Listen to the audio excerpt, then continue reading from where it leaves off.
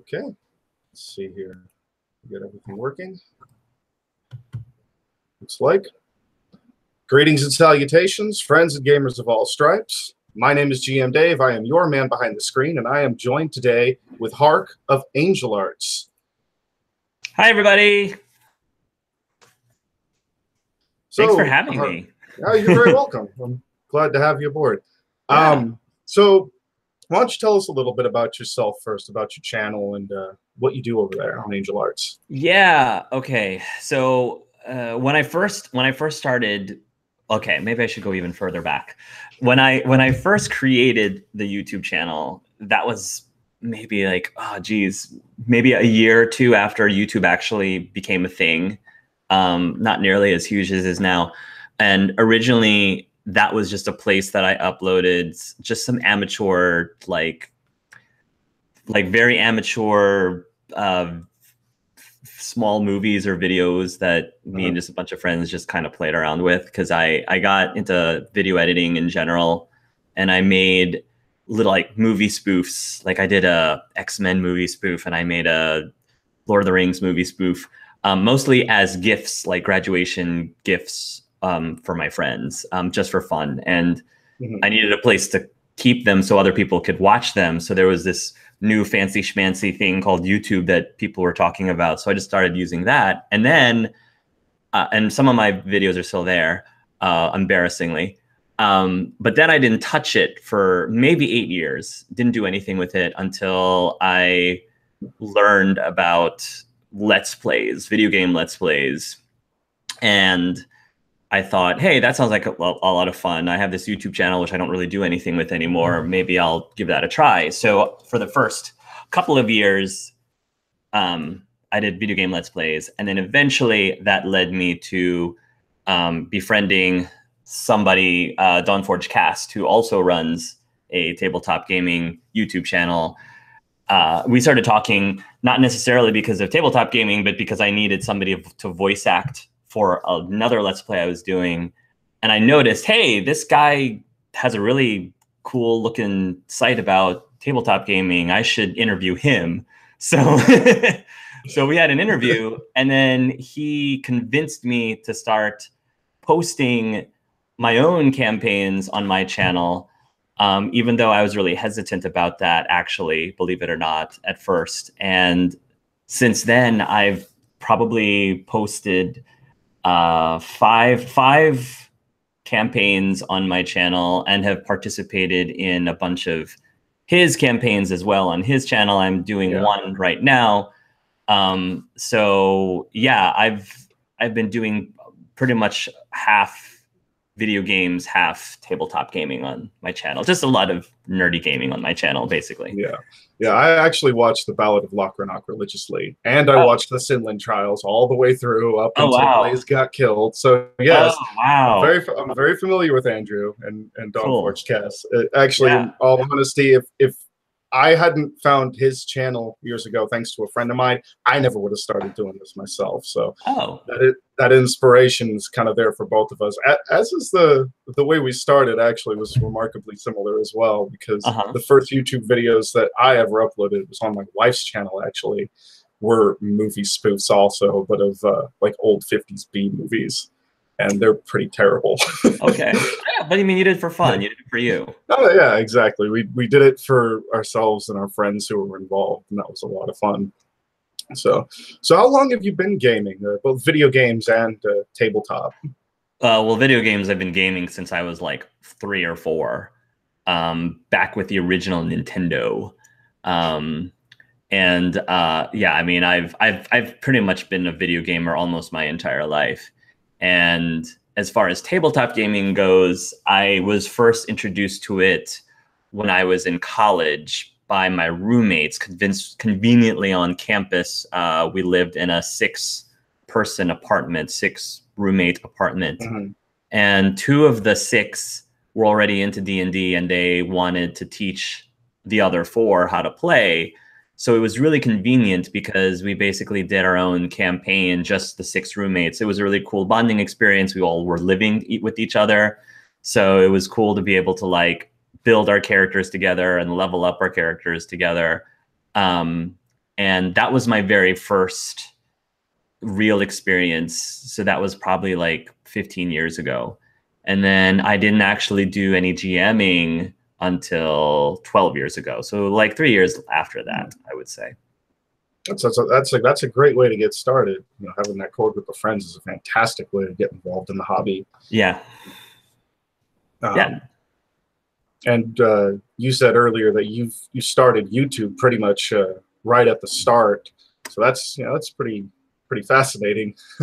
Yeah. It's amazing how much the site has changed over the years. Yeah. I think I got on in about 2007 as well.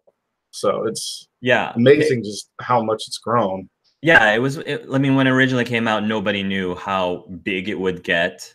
And there definitely wasn't Let's Plays or anything back in the day either. So at least, like, I didn't notice Let's Plays, at least, I don't think Let's Plays even had a rise until maybe 10 years ago, I think. So, and nowadays, you know, you have TV shows, like actual TV shows being published on YouTube, among other things. So it's definitely grown a lot. It's really cool to see what the next generation is going to be like as far as like YouTube or things like YouTube in the future. Yeah, absolutely. And well, speaking of YouTube shows and things presented on the channel, I know on your channel, primarily the games that you showcase on your Let's Plays, for the most part, are really story-driven and very personal kind of games. Lately, the ones that I've been following the closest, as I'm sure you've realized from many comments across them, is Lauren, Princess of the Amazons. Has been really fun to watch, especially being able to listen to you get creative with your voice work on that. That makes it even more fun. But I know your other big one lately that you really enjoyed was Detroit Become Human. Yeah. What is it about these kind of games that draws you to them? Yeah, so I'm a very analytical person, and when I select a game, I try to think about what kind of games do I think would allow me to entertain or give something of value to people watching. So it's not just me playing a game. So a lot of I feel like my personal style that I'm really comfortable with, where I actually feel like I'm doing something of value for people, is a game that I can analyze things. And so when you have a game that's rich in story, like, that is my playground for talking about character development, talking about story development, talking about, what do I predict might happen next? Or, how do I think that if it's a choice-based game, how do I think that my choice would affect what's going to end up happening? And, reacting to the consequences of my choices, good or bad, if somebody dies, if somebody loses a huge relationship, if somebody drops in relationship with somebody else, those are the kind of things that I really find interesting, and that I feel like I have a lot I can talk about and discuss, especially if there's something that I can draw from my personal life, if there's something that I can relate to, because I feel like if I do that, somebody else who's watching might be able to relate to it as well. And so, yeah, I'm drawn to those kind of games just because I feel like it gives me something meaningful to bring to the table. Not to say that other Let's Players don't. I think other Let's Players are far better than me at being funny, or far better than me at being just entertaining in general. And I sort of stick with what I know, at least what I believe I'm strong with and what I believe I'm passionate about. So hopefully that answers your question. No, absolutely, it does. In my personal opinion, it's working well for you. Thank you. I don't follow too many Let's Play channels, really. I mean, really, the closest thing you could call to a Let's Play channel I follow, other than this, is the Game Grumps. And I don't even know if you can necessarily count that exactly as a Let's Play channel. It's more something they act out than yeah. I mean, different people.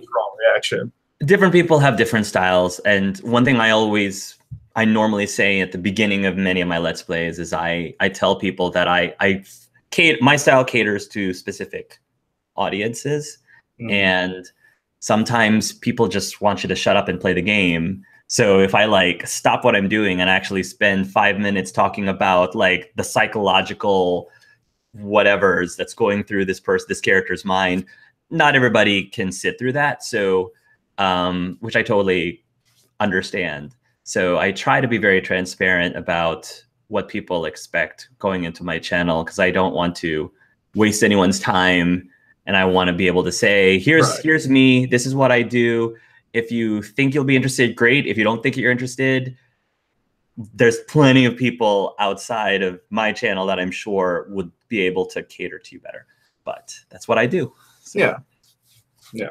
Well, I like what you do. So thank you. Keep doing it. Thank you. So recently you also started your newest tabletop campaign, which was Mass Effect Season 2. Now, I didn't actually get the chance to watch the first season because I didn't discover your channel until about a year ago, I think.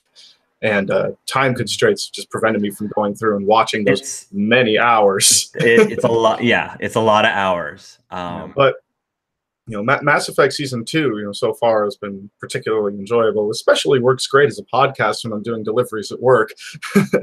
But what's kind of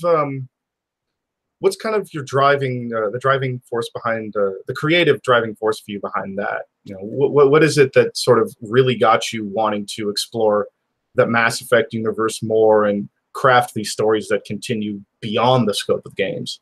Yeah, well, obviously the lore behind Mass Effect I found very rich and very engaging, and it just seemed like there were so many stories that you can tell in that universe. I, of course, was a huge fan of the video game, and the Let's Plays that I've done of Mass Effect were like probably one of my favorite ones that I've done on my channel. And so because of that, I feel like I really understand and know, I get the world. I understand how it works. I understand how all the different races, for the most part, works. And so I really thought that that little playground would be perfect to do some storytelling, especially in a game where traditionally you only get to play a human character. And not to say that you can't have diversity playing a human characters, but when you're playing a game like D&D, or even if you're playing a game like Dragon Age Origins, there are other opportunities for you to branch out a little bit and tell the story of a dwarf, or tell the story of an elf, or tell the story of a tiefling, or whatever. And I felt that that is one thing about the Mass Effect games that I wish they had more of, is being able to tell the story not from the human's point of view. But I get that I understand like the type of stories that they have told so far, why being a human character is a pretty major part of the storyline. So a lot of the Mass Effect campaigns that I've been doing is just trying to see what other races besides humanity, how they go through the day-to-day of this universe, of this world. And the players have come up with some ridiculously creative characters and or NPC characters. And in addition to that, there's also other NPC characters that I've been dying to explore in the story as well. So this also gives me an opportunity to try to throw in a few other characters of my own that I thought might be really cool and interesting. So that's for Season 2, that's one of the major motivations behind that. And then, without giving too much away, Season 1, like the major motivation of Season 1 was honoring, I don't want to give too much away, but like honoring different people's major decisions towards the end of the game, regardless of whether or not what side of the fence people were on the controversy behind the ending of Mass Effect 3. If people don't know what I'm talking about, there was a big controversy in the ending of Mass Effect 3. But depending on what you did with that ending, I wanted to take it to the next level with Season 1, and that's what I did without giving too much away. So yeah, even as someone who still has not yet actually played the Mass Effect games, due in no small part to finance, I'm well aware of the as it was briefly called, I believe, the 3-color ending. Yeah, I'm aware, at least aware of the controversy and behind it. The depth of it, I can't really speak to, having not played the games. But sure. you know, it was big news for a long time. Yeah. So, what would you say then are your favorite aspects of tabletop gaming? Well, it's changed over the years. So, like recently, one of the biggest draws of doing it the way that I've been doing it on my channel is just being able to play with people in all over the world.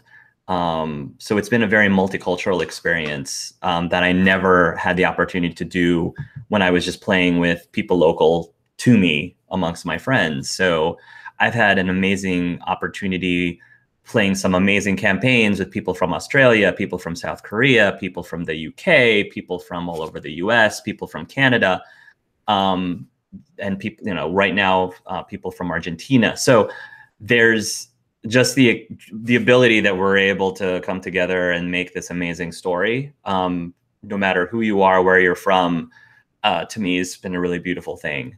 And I guess more consistently all throughout, just, I think just the ability to come up with storylines and situations with characters that viewers and players genuinely care about, and really get very emotional with, and characters that people can relate to. I'm actually going to be releasing very soon, like a week from now, I think, top 10 list of my favorite top 10 tabletop moments on my channel. And yeah, I believe I remember you mentioning that in your last list. So that's going to be giving a good number of highlights of funny, disturbing, epic, exciting moments through all the campaigns that I've done so far, just to like highlight like the kinds of drama and comedy and, you know, feels. Lots of, everybody keeps talking about the feels, the feels train all the time, and this campaign that we're doing right now has not been any different. So it's just really beautiful to be able to see players and viewers even so invested in this story and this character. And I just love it. I just love it so much to death. That's a fantastic answer. Yeah, I can absolutely see from my own perspective that as well, because I've played with people from all across the world too, thanks to thanks to the advent of this beautiful thing called the internet. Exactly. You know, I mean, just like even on the relatively smaller scale, it's like you've got me from California and yourself from the East Coast. Yeah. You know, being able to speak in real time nowadays, which is, you know, think back however many years ago it wouldn't have been possible. It would have only been the people in your town. And now I can reach out to my own friend, whose name is also Hannah, and who also happens to be a blonde English lady, and speak to her anytime I want, or she can speak to me, despite the fact that we're on complete opposite ends of the globe. You know. Exactly. So since the two big things for you on your channel are both video games and tabletop, what would you say between the two of them, what would you feel are the strengths of each of them compared to the other? Like, what do you feel tabletop does better versus video games, and vice versa? Yeah, so I guess the obvious answer is with tabletop games, you have way more freedom to do what you really believe your character would do. When you're playing a video game, things are programmed in such a way that there are games that try to give you as much freedom as possible. They try to give you choices with consequences, but it's virtually impossible for a video game to be able to provide you with as much freedom as a tabletop game does. And so I think that is a pretty major difference between the two. But I think that video games also are way better at titillating your senses, titillating your senses. So like it's theater of the mind is great. But sometimes I'm just lazy and I just want to see, like visually see, without having to imagine it all the time, what this battle is going to look like, fast paced in real time, instead of, you know, waiting to roll the dice and waiting for my turn and waiting for the, you know, so there's a lot of, you know, combat visually that is a little bit quicker in the sense of stimulating. And, you know, you add in the score of the music and you add in whatever visual effects for the magics and everything. And I try to add some of those elements when I am posting the videos on my channel. Like I try to add mood music, and I try to add like little visual effects during combat or when somebody casts a spell, so that it's a little bit more interesting to watch, instead of just listening to a bunch of people around the table just talking about what's happening. So I think that there is value in both. Video games is more like instant gratification, I guess, when it comes to the cinema of the story and the adventure. Whereas tabletop, like I said, you have more of the flexibility. And I think that the other thing that's really cool about tabletop is that there's fun in being able to evolve your game over time based on the response of the players. So if one player seems to be more interested in like the role-playing aspect of the game, then you can focus more on the roast back. If the players seem to be more, you know, interested in the combat, then you as the GM can try to cater to that. Whereas if it's a video game, it's hard for the video game to like cater to that over time. It's hard for the video game to learn what is it that the player actually wants to do with this story, with this game. And I think like really the only way that could happen is if you start having video games with AIs, which I think would be really cool. And I feel like in the future, we probably will have that, where each game will have its own AI, which is basically a GM for the video game, and will probably be able to on the fly react to the player in some way. I don't know if I'll ever live to see that, but it's interesting, I think. Yeah, that was actually some years ago, in my early years in college, I actually studied game design for about 3 years. And that was something that came up a lot, was the concept of, you know, looking at how the industry is traveling. And it, at the time, really was building up to that potential future of not just AI, but proper virtual realities as well. You know, and now we've reached one of those two already, or at least are getting pretty close with a lot of these new machines coming out. So, yeah, I can absolutely see. I think that's a very good, fair answer. You know, get the much more of the freedom with the tabletop, because it's all determined by you and the people around the table. But with that freedom kind of comes the daunting task of filling in all that empty space, whereas the video game has the empty space filled out for you. Yeah. But if you don't like what they put in there, well, you know, what value does it have for you at that point, really? All right.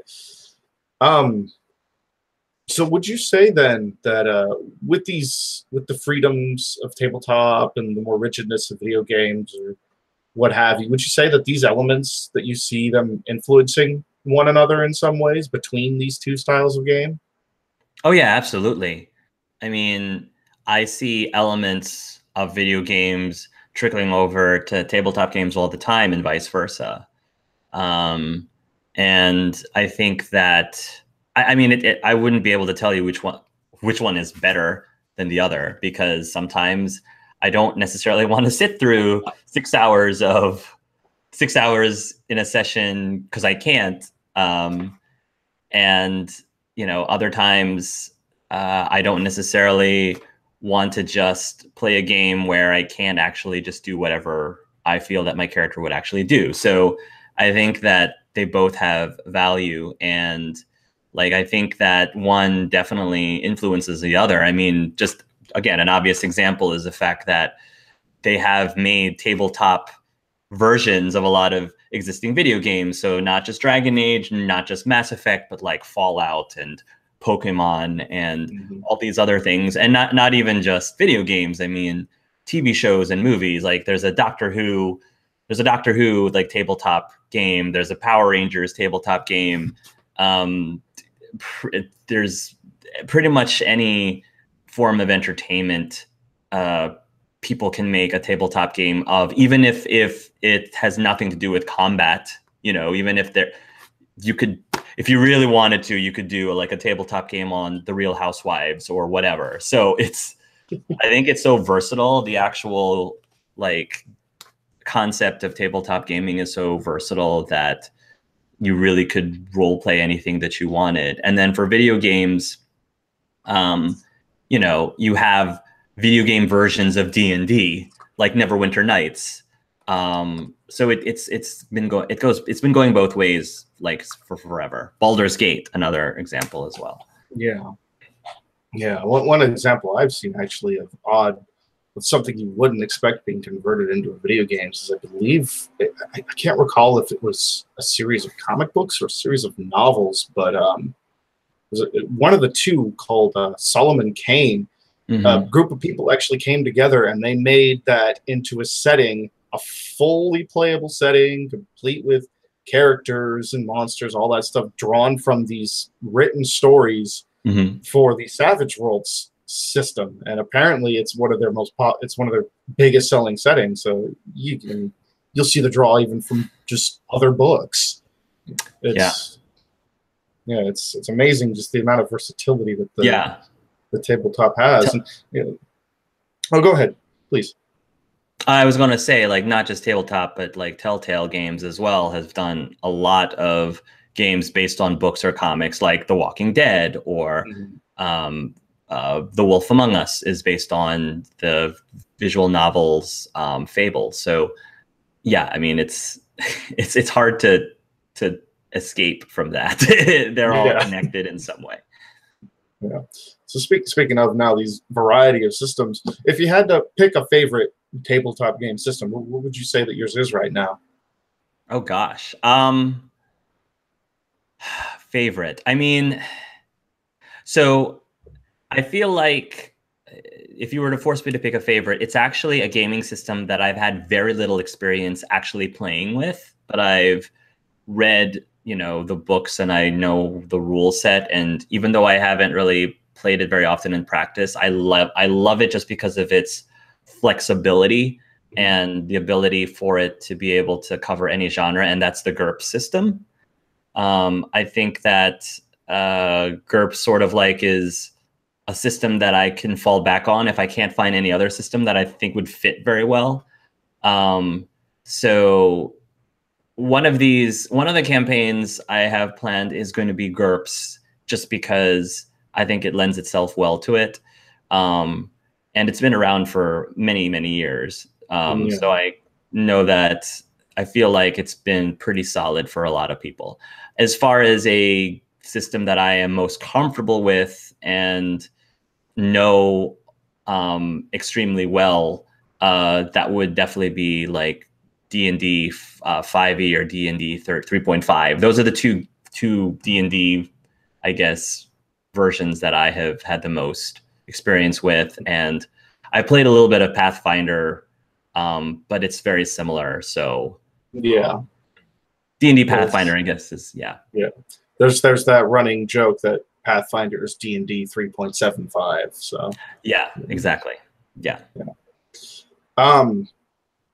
So one of the things that you touch on a lot on your channel, and forgive me if this is broaching a little too much, but I figured it'd be safe since you openly advertise it. But one of the things you touch on a lot of your channel is your homosexuality.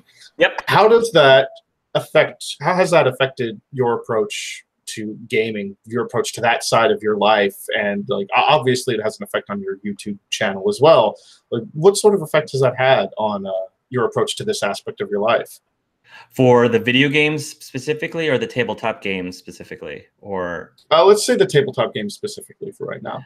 Yeah, so for the tabletop games specifically, like, I mean, obviously because of, obviously, I guess many of my campaigns can cater to LGBT players, and I think a lot of people who watch my channel, obviously there's a mix of different types of people who watch, but there is a pretty strong community of LGBT viewers, and a lot of them end up in my campaigns, not because I'm specifically, oh, let me go find all of the gays and put them in my campaign. That's not how it works. It's just, there's just a lot of them and they're concentrated in my channel.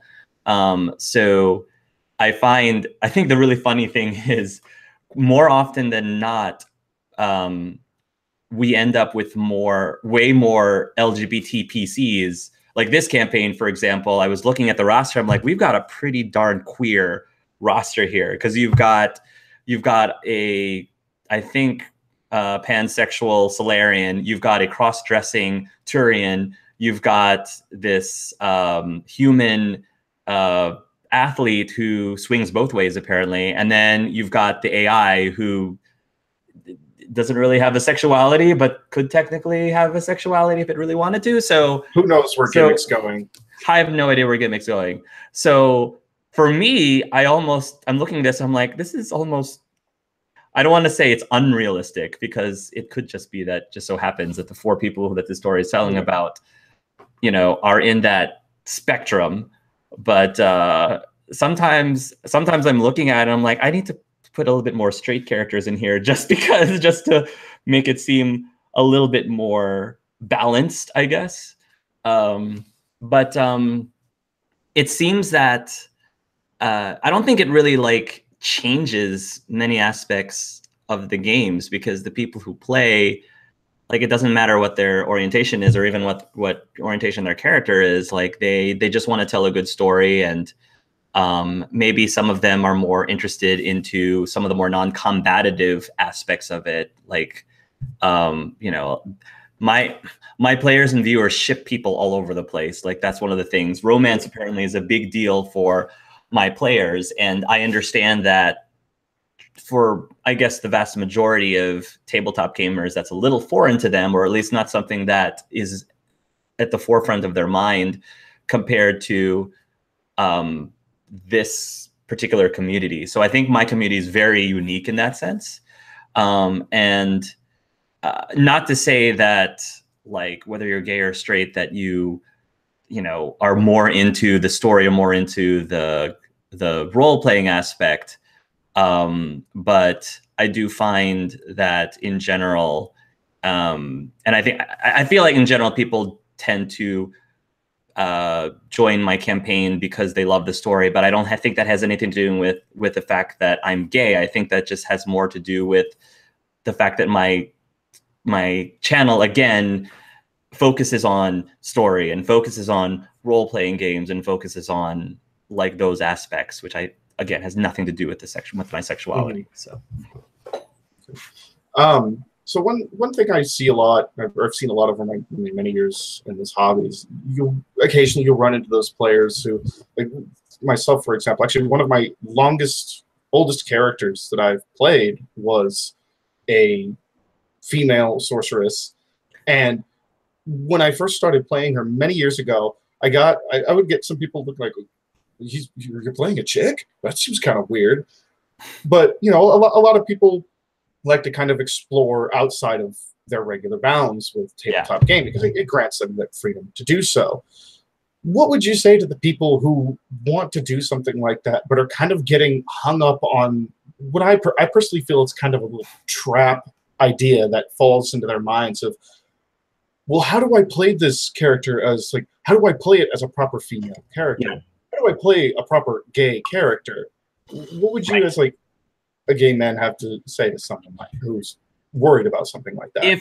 If you are the kind of player who plays D&D or tabletop gaming and sees it as a form of storytelling, and you think about all of the people who've written books, writers, for example, who've made all these stories, and the main protagonist, the main character, happens to be a gender that is not their own, or happens to be, of a religion that's not their own, or of an orientation that's not their own. So I'm just going to give a random example. J.K. Rowling.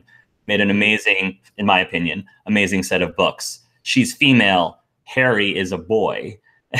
Harry is a boy wizard. And, you know, somehow I thought she was able to write a very convincing boy wizard. And not only a convincing boy wizard, but she filled that entire universe with multiple characters that is not like J.K. Rowling at all, personally. So I think that if you're looking at it as a medium of storytelling, as if you were an author of your own personal story for your own personal character, it shouldn't matter whether your PC is the opposite gender of you, because what's important is that somehow you're able to draw some sort of inspiration from that character that you can place yourself into that role. And this is not just something for people who are writers, for example, of books. I mean, actors too, or people who are in a play, you know, they always, you know, play characters that's not their own. William Shakespeare, like back in the day with Shakespeare, the women were played, female characters were played by men. Like that's just something that they did. And so, and I don't know how many people batted their eye back then that all of these female characters are actually played by men, but it seemed to be accepted enough. So I think that I totally understand that it can be challenging for some people to play and be able to separate the player from the character. I sometimes have that problem too, because sometimes I'll refer to a character as she, even though the character is actually a he, but it's because the player is the different gender. Like that trips me up all the time. So I totally get that. And of course it's not on purpose. So I think that if you look at it from that perspective, maybe that might make things easier for people. So. Yeah, it's kind of exploring the idea of build the character as a person first, and remember that these things are all just parts of the whole person. Yeah. Yeah, I mean, that's just the beauty of the theater of the mind is like, how well are you able to imagine, you know, when the person is speaking, can you imagine that it's not that person? You know, if I'm in role playing with a man who's playing a female elf, I'm not imagining that player dressed in female clothing with, you know, pointy ears. I'm imagining the female elf speaking through him. And, you know, that's easier for some people than others. But I think the more that you play the game, the more you can practice that theater of the mind. And it goes both ways too. Like sometimes it'll be challenging for somebody to play a character that is a different gender or a different orientation. But I think that hopefully you have a set of players that you can feel safe with, that you can feel you have the ability to try it or practice it so that you could get better at role-playing a character that you normally are not comfortable being in their shoes. So very good. Very good. So recently I actually ran across a video on another tabletop channel. I don't know if you've heard of him. His name is Seth Skorkowski, another really fantastic tabletop YouTuber who shared a story about an impromptu moment that just happened in a little game he was playing with a handful of his friends some years ago that became a running joke for them, a huge memory for them that they still remember and joke about to this day. Yeah. What is one moment that you have like that, where it's just something that happened that in a game that just stuck with you? That ended up just being a running gag, or just something that was like a particular moment that you didn't expect that was meaningful enough, either in that way or in a different way, that it really stuck with you. Yeah. So one example that almost immediately pops in my head, and I don't want to spoil anything for you because it's actually something that happens in the first season of Mass Effect. but without giving too much away, there was a major character death that happens in that campaign. And it was something that I did not plan. And it certainly wasn't something that I wanted, because I love this character. I personally would have, if I could have, I would have like Deus Ex Machina the snot out of that to save that character, but it just didn't make sense to do so. And the other PCs and the viewers really enjoyed this character as well. And when it happened, it was just a very shocking moment. And the session itself was extremely memorable because, and I'm actually going to be talking about this in my next top 10 list, but there was an infamous session in Mass Effect, and anybody who had seen it knows exactly what I'm talking about. It was by far the darkest session I had ever posted on my channel. It was very, very disturbing. The imagery and what the characters had to go through was, it's just really uncomfortable. And it was, I described it as a one huge giant mind F for the players. And it was pretty intense for me too, because I wasn't sure what the characters would do when presented with this situation, when presented with this imagery. So they go through this whole thing, and at the very end of it, something really tragic happens, and you end up with a major character death. So we're already like riding off of the adrenaline of what these characters went through emotionally, and now they have to deal with this tragic loss that just seemed to have come from nowhere, including for me, because it did come from nowhere for me as well. It was just a big surprise. But the performance from the players were amazing, because like there were genuine tears and breaking down from it, and the effects of that character death, like you could feel the consequences and effects of it for the rest of the campaign. So that session and moment really stuck with me, because it was obviously the death itself was horrible, but it was beautiful in the sense that the players felt that these characters are real, and that they are, in a sense, like their friends or their companions. And when this loss happens, like the emotion, even though the character is fake, the emotions are so real and so pure. And that was probably one of the most memorable moments, I think, that I've had since posting campaigns on my channel. I'm definitely going to have to go back now and see if I can make the time to watch through that first season. If you're going to only watch one session of that campaign, I would recommend you watch that one. And if you want me to tell you later what number it is, I'll tell you which one it is, because that was intense. Yeah. Well, I mean, that was about all I had for you today. Is there anything else you'd like to add? Am I allowed to ask you questions? Absolutely. Yeah. So I guess one question I have is like, what would you say has been one of the most surprising things that your players have done in a campaign that totally threw you out of the loop, and maybe ended up being a very good thing that they threw you off the loop a little bit? That's a hard one to think of, mainly because I already know exactly which player it's going to be. I don't even have to think twice about which player it would be. There's a good friend of mine. He was actually the best man at my wedding. Okay. Who never fails to surprise me. Okay. And I always think, no, he can't keep going on and finding some crazy way to something that an older friend of mine from years ago came up with. The term he came up with for these moments was kicking the box. Yeah, which came from a game he played of Cyberpunk, where they had a box with a bomb in it that was pressure sensitive, and before like whatever major corporation it was that they were raiding was able to capture them, like his friends are all getting ready to fight, knowing they're probably going to die.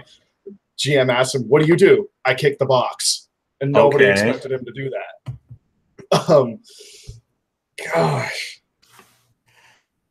I'd have to say, actually, it came with the most recent campaign that I played with this friend of mine. he was playing the party rogue and the party face. And at the start of this game, the game pretty much opened with all of the characters being cursed and turned into rodents. Mm-hmm. So they actually played the game as like mice and squirrels. And he's going along, and he finds they find this little city full of rodents, very secretive Nim kind of thing. And they find out that the witch that had cursed these people apparently has an agent somewhere in this city. And they're suspecting one guy. Everyone had their suspicions that it was this one particular character on the council who was very intentionally designed, like the what's his? I can't recall his name. The Judas style character from Secret of Nim, that really scheming rat.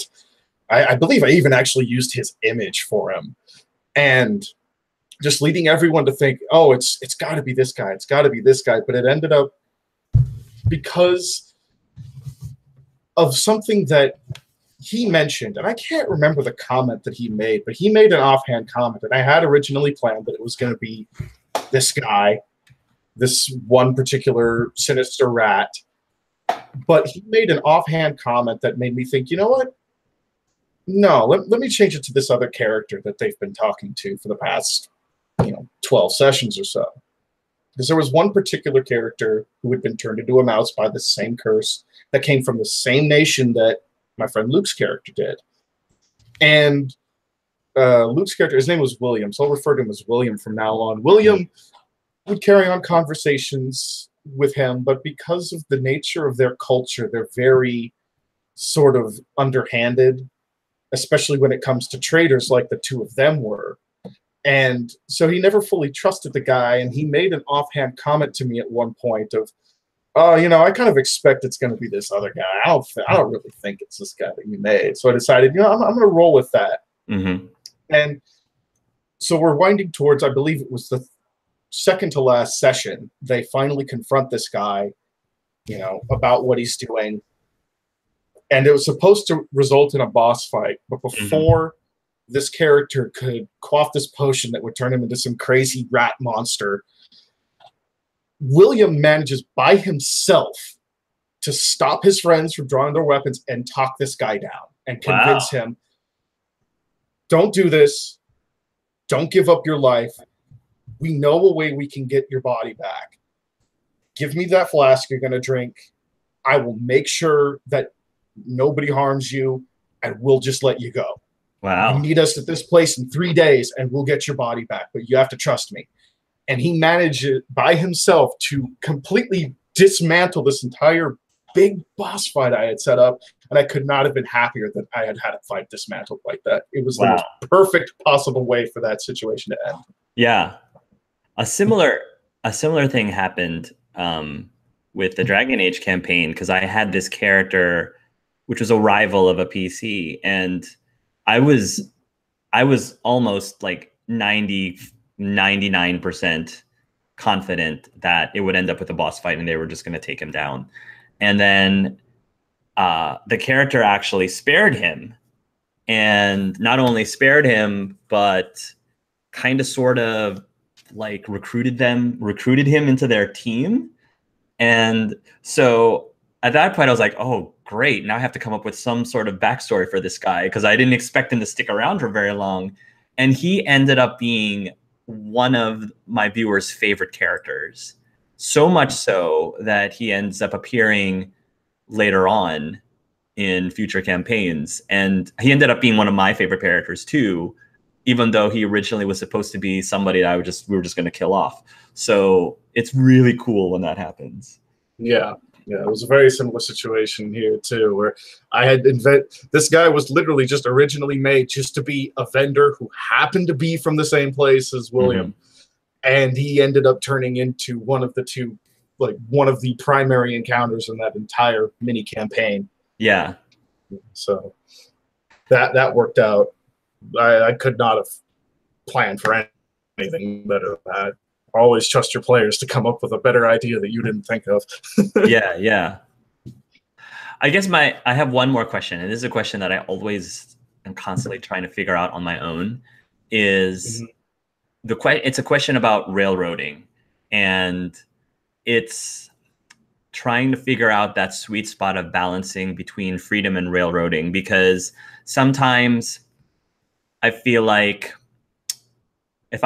I feel like there's technically two things or three different ways that the characters could go about something. And if they go one way, it becomes clearly the more boring, less interesting. I have so much more stuff prepared for them if they do this choice instead. But if I added some external thing that makes remote sense, that would cause them to railroad to go down this path, because that's going to be more fun for them or more entertaining or a better story narrative, that's what I'm going to do.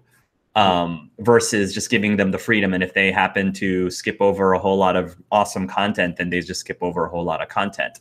How would you balance that kind of thing, or make a decision or call about that kind of thing? I actually talked about that in one of the first videos on my channel. Cool. There's a little trick that I call moving the room, where basically the example I used was, let's say you've got your players coming into a town and they've heard rumors that this town is cursed, so they're going to check it out. But on the way there, they happen to see this crumbled keep along the path. And they start thinking, oh, I kind of want to see what that's like. You know, that seems pretty cool. Well, if they're supposed to go to the old cathedral that's supposedly cursed, but they go to the keep you didn't have anything planned for, move the cathedral to the keep. Yeah. Take everything that was there and just stick it under the keep instead. Yeah. So they still run into what you planned, but they feel like they made the choice entirely on their own. Right. And in a way, they still did. You just left everything you have flexible enough that you could still work with the frame that you have without building everything up around it already and having it all tumble down because your players decided to go to the keep instead.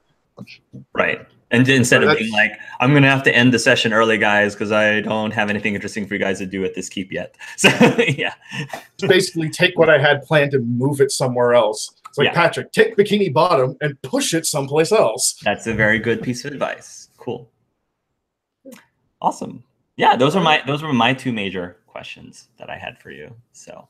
All right. Well, thank you for joining me here today, Hark. This was a lot of fun. I really enjoyed this. Yeah, it's a topic I always enjoy chatting about. So I appreciate you reaching out and sitting down with me to talk about something I'm really, really passionate about.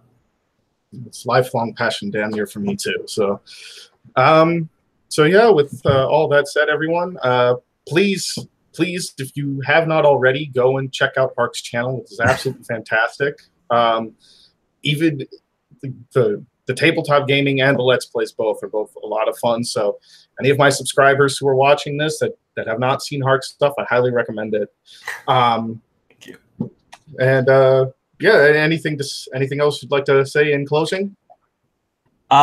Just again, thank you so much for having me, and I definitely support what you're doing, and best of luck with everything that you're doing with your channel as well. It looks like you're putting out some awesome stuff. Thank you. Yeah. Well, friends and gamers of all stripes, as usual, I am GM Dave, your man behind the screen, signing off. As always, it is my sincerest hope that you roll high, role play well, and continue to game on. Bye. Bye.